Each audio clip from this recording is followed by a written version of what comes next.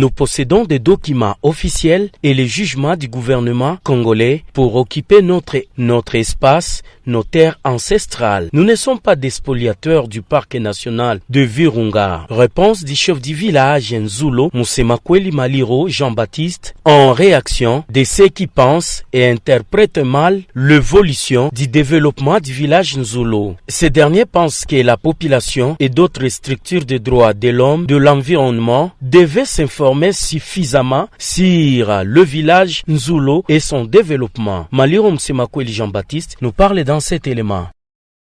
Messieurs les journalistes, nous ne sommes pas des spoliateurs, nous sommes les propriétaires de cette terre-là à partir d'un jugement RCV 070 qui a été prononcé au niveau du tribunal de grande instance de Goma.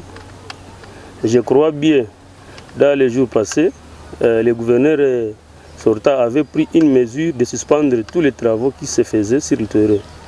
Néanmoins, on a fait un recours au niveau de Kinshasa, au niveau du Conseil d'État. Nous avons profité, nous avons eu une cause en annulant l'arrêté du gouverneur.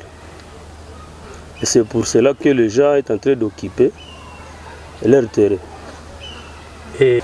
Bon, il y a certains activistes des droits de l'homme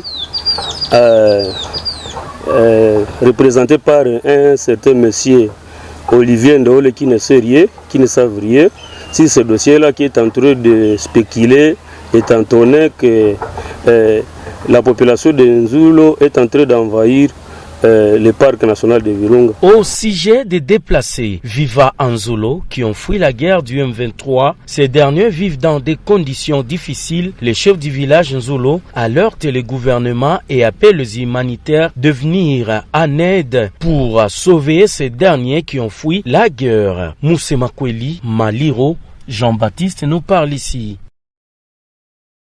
Vous savez que nous sommes dans un état d'insécurité qui la province du Nord Kivu.